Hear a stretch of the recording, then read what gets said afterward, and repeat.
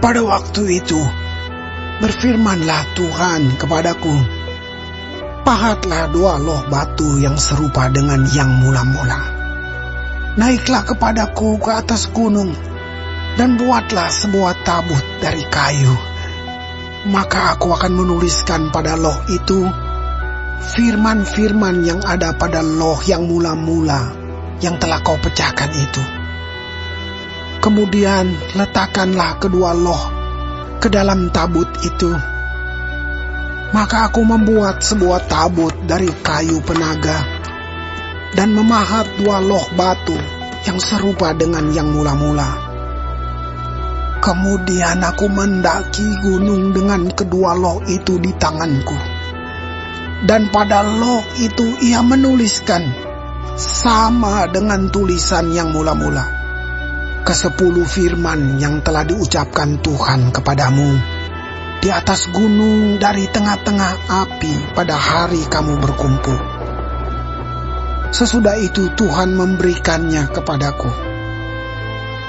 Lalu aku turun kembali dari atas gunung, dan aku meletakkan loh-loh itu ke dalam tabut yang telah kubuat. Dan disitulah tempatnya, seperti yang diperintahkan Tuhan kepadaku. Maka orang Israel berangkat dari Beerot Bene Yaakan ke Mosera.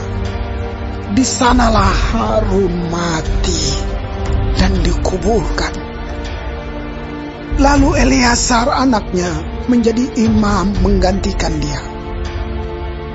Dari sana mereka berangkat ke Gudgot, dan dari Gudgot ke Yotbata, suatu daerah yang banyak sungainya.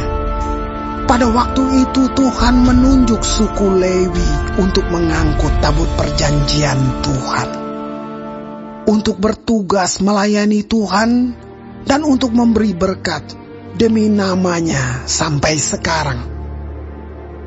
Sebab itu suku Lewi tidak mempunyai bagian milik pusaka bersama-sama dengan saudara-saudaranya. Tuhanlah milik pusakanya, seperti yang difirmankan kepadanya oleh Tuhan Allahmu. Maka aku ini berdiri di atas gunung, seperti yang pertama kali, 40 hari 40 malam lamanya. Dan sekali ini pun Tuhan mendengarkan aku. Tuhan tidak mau memusnahkan engkau. Lalu berfirmanlah Tuhan kepadaku, bersiaplah, pergilah berjalan di depan bangsa itu, supaya mereka memasuki dan menduduki negeri yang kujanjikan dengan sumpah kepada nenek moyang mereka untuk memberikannya kepada mereka. Maka sekarang, hai orang Israel, apakah yang dimintakan daripadamu oleh Tuhan Allahmu, selain dari takut akan Tuhan Allahmu, hidup menurut segala jalan yang ditunjukkannya, mengasihi Dia, beribadah kepada Tuhan Allahmu dengan segenap hatimu dan dengan segenap jiwamu, berpegang pada perintah dan ketetapan Tuhan yang kusampaikan kepadamu pada hari ini, supaya baik keadaanmu. Sesungguhnya Tuhan Allahmu lah yang empunya langit, bahkan langit yang mengatasi segala langit, dan bumi dengan segala isinya. Tetapi hanya oleh nenek moyang mula hati Tuhan terpikat, sehingga Ia mengasihi mereka, dan keturunan mereka lah, yakni kamu yang dipilihnya dari segala bangsa seperti sekarang ini. Sebab itu, sunatlah hatimu, dan janganlah lagi kamu tegar tengkuk.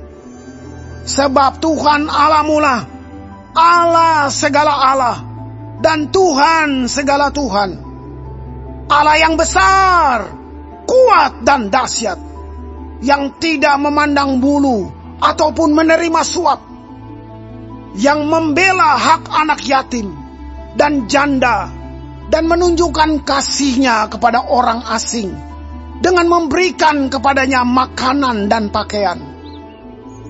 Sebab itu, haruslah kamu menunjukkan kasihmu kepada orang asing. Sebab kamu pun dahulu adalah orang asing di tanah Mesir. Engkau harus takut akan Tuhan Allahmu. Kepadanya haruslah engkau beribadah dan berpaut. Dan demi namanya haruslah engkau bersumpah. Dialah pokok puji-pujianmu, dan dialah Allahmu yang telah melakukan di antaramu perbuatan-perbuatan yang besar dan dahsyat, yang telah kau lihat dengan matamu sendiri. Dengan 70 orang, nenek moyangmu pergi ke Mesir. Tetapi sekarang ini, Tuhan Allahmu telah membuat engkau banyak seperti bintang-bintang di langit.